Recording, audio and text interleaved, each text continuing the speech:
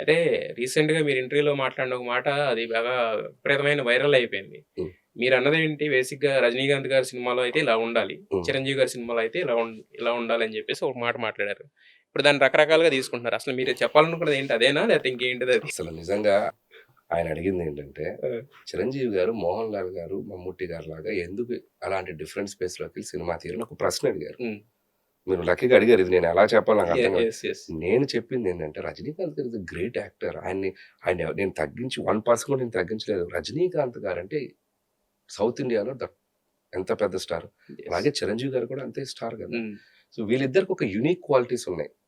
వీళ్ళని మనం 'మోహన్ లాల్' గారిలాగా, 'మమ్ముట్టి' గారిలాగా అలా మనం అటువైపు స్పేస్‌లోకి కట్టి మాట్లాడొద్దు. హ్మ్. ఏ హీరోకైనా వాళ్ళ ఇండివిడ్యువల్ ఉంటాయి. వాళ్ళని మనం కంపేరే చేయకూడదు. నేను నిన్న కూడా కంపేర్ చేయలేదు. హ్మ్. సో, 'రజనీకాంత్' గారికి ఒక స్ట్రాంగ్ పాయింట్స్ ఉంటాయి కదా! హ్మ్.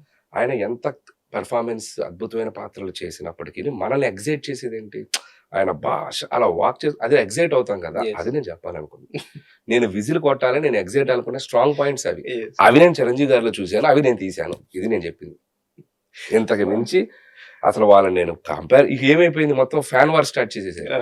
Is a great artist. ఆయన మీద డ్యూ యెస్. యెస్. రెస్పెక్ట్. నేను చెప్పాలనుకుంది మళ్ళీ క్లియర్‌గా ప్రతి హీరోకి ఒక స్ట్రెంగ్త్ పాయింట్స్ ఉంటాయి. యెస్. ఎవరికి కంపారిజన్ చేయకూడదు. హ్మ్. ఆ వ్యక్తి కంపారిజన్‌తో అడిగాడు నన్ను.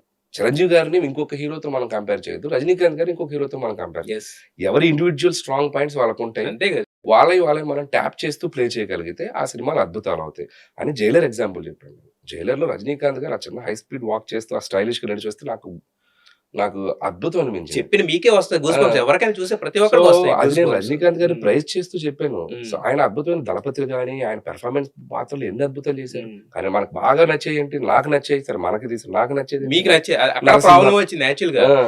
ఏంటంటే జనరలైజ్ చేయలేదు ఇది నేను. ఇట్స్ అహా! My view point. అది మీ వ్యూ పాయింట్. అక్కడ ఎలా అయిందంటే ఒక 2, 3 కోట్ చేస్తున్నారాళ్ళు. అంటే ఆహ్, ఆయన వీళ్ళు ఇలాంటివేవి ప్రపంచ లేకుండా చేసిన సినిమాలు ఇలాంటి కోట్ చేసి ఆయన అడుగుతున్నాడు బేసిక్‌గా. చాలా అద్భుతమైన పెర్ఫార్మెన్స్ పాత్రలు చేశారు. యెస్. యెస్. బట్ నాకు హ్మ్. పర్సనల్‌గా నేను 'రజనీకాంత్' గారికి హ్మ్.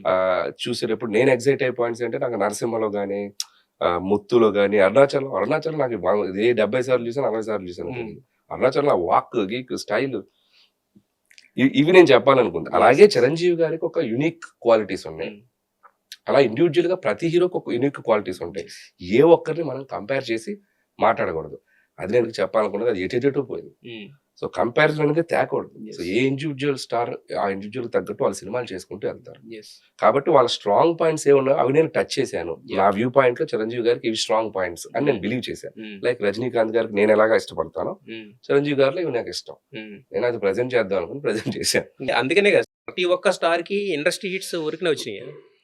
వాళ్ళకి స్ట్రెంగ్త్స్ ఉన్నాయి. ఇప్పుడు అంతే కదా! వాళ్ళకి ఇప్పుడు కోరుకు 'వెంకటేష్' గారికి ఒక హ్మ్. ఫ్యామిలీ ఎంటర్‌టైన్‌మెంట్ చేస్తే చాలా అద్భుతం. హ్మ్. 'బాలయ్య బాబు' గారికి కత్తి పట్టుకొని ఆయనకి ఇప్పుడు అది లేకుండా 'బాలయ్య బాబు' గారిని ఊహించగలమా మనం? నేను అదంటే మళ్ళీ పాయింట్ ఔట్ చేసి మాట్లాడతాను. మీరు 'భగవంత్ కేసరి'లో ప్రెజెంట్ ఆ! చేసారు గదా! సో, ఏదైనా హ్మ్. 'బాలయ్య బాబు' గారికి ఒక యాక్షన్ అనే బ్యాకప్ ఉంటే అది ఇంకా బాగా ఎలివేట్ అవుతది సినిమా. యెస్. ఆయన పెర్ఫార్మన్స్ రోల్స్ అద్భుతంగా చేశారు. హ్మ్. 'బాలయ్య బాబు' గారు డిఫరెంట్ జోనర్స్ చేశారు. అవును.